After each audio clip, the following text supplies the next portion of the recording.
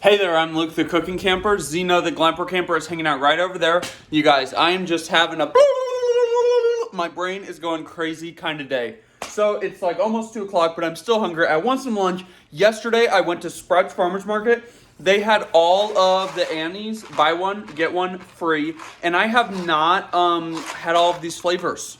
So right here, I want to try all 4 of them. Maybe not today, maybe. I don't know yet. I'll eat one, see how I feel. So we've got the spirals with butter and Parmesan, the penne and 4 cheese, the shells and real aged cheddar, and the shells and white cheddar. Now, if I've had any of them before, I've had the shells and real aged cheddar, but I do not recall ever, actually eating it, but that seems like the most basic one. So if I have, I've eaten that one.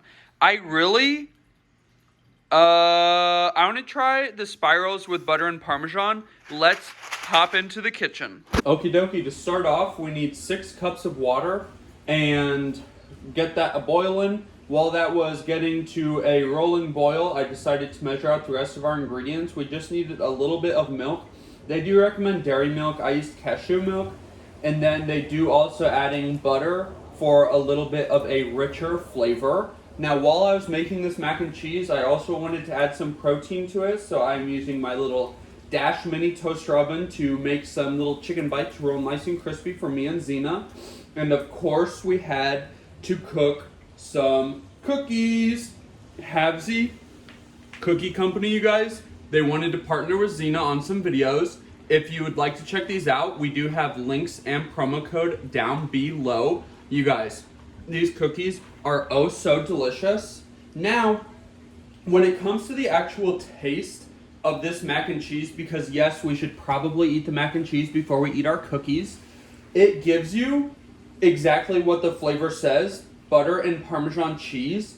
But you guys, the sauce is not the sauce that they show you on the box.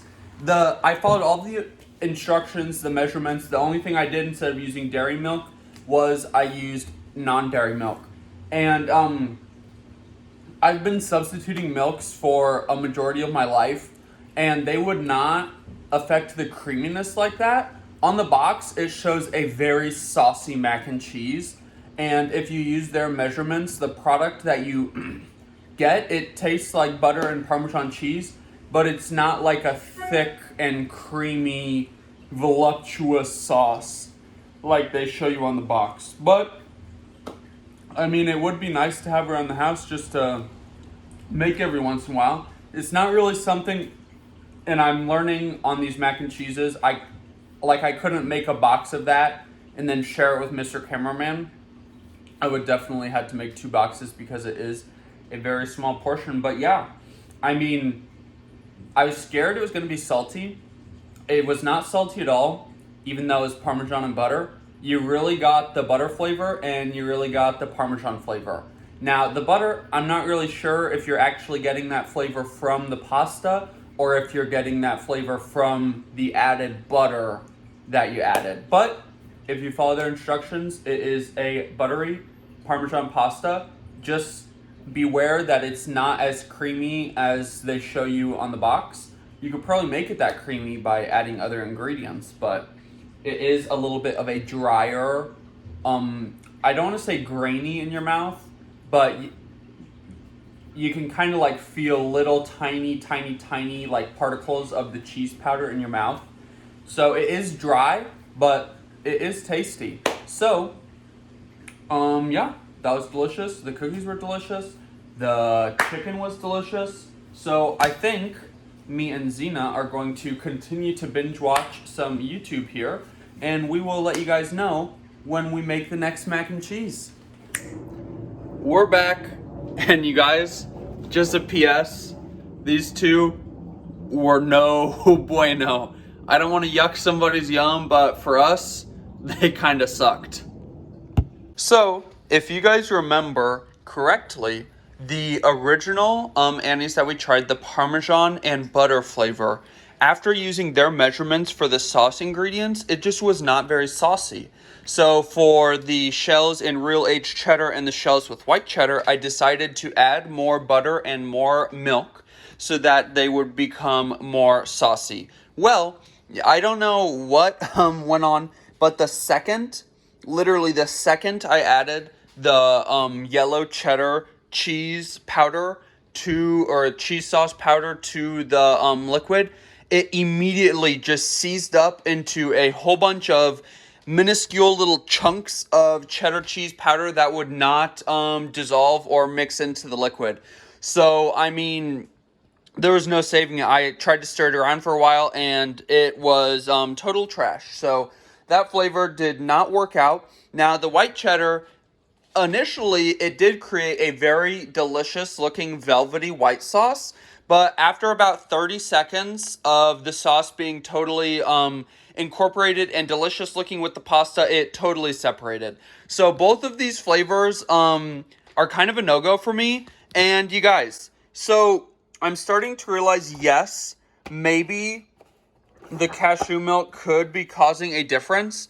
But you guys, if you're a mac and cheese company making mac and cheese in 2024 and your cheese sauce packet can only be viable with dairy milk, that's kind of a hunk of baloney. And I still really don't think that's the problem. But, I mean, they do say use low-fat milk. I'm using cashew milk, so I don't know. The aged cheddar, total junk. Didn't work at all. This one is okay.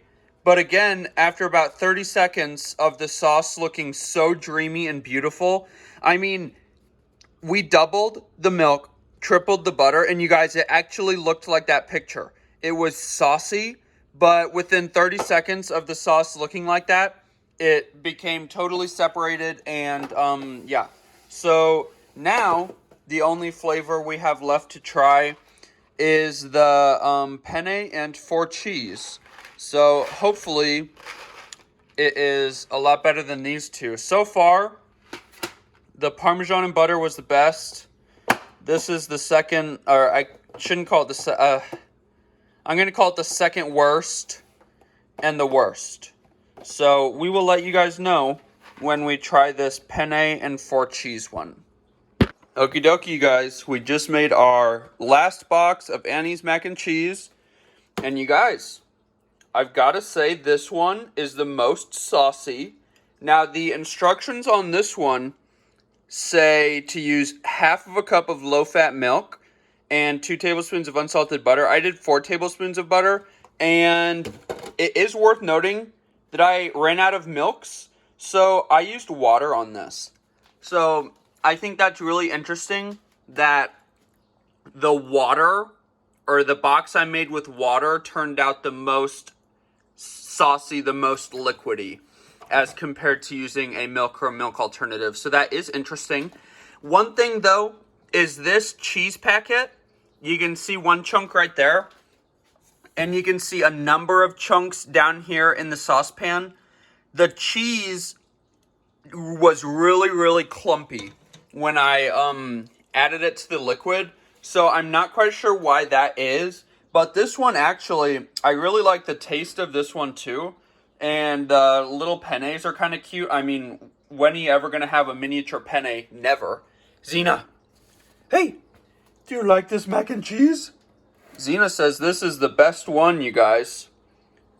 So yeah, I guess that is it. That was me and Xena tasting all of the Annies. Dear God, thank you so much for blessing the food we're about to eat. I'm sorry we did take a couple of bites, but we are so grateful. Amen. Okie dokie, you guys. This penne one is by far the absolute best Annies we tried. It's actually really, really good. I'm living for this one. Especially I added a jumbo avocado. And so yeah, that was me and Xena tasting all of those flavors of Annie's mac and cheese we found at Sprouts. So if you liked this video, make sure to give us a big thumbs up, comment down below, and subscribe to our channel. Don't forget to hit that bell so that you never miss the next time this little queen tries a new food or uploads a new video. Get out and enjoy what God has given us, and get out and enjoy nature and food as much as we do. And have Z Cookie Company linked down below with promo codes. Have a great one. Bye.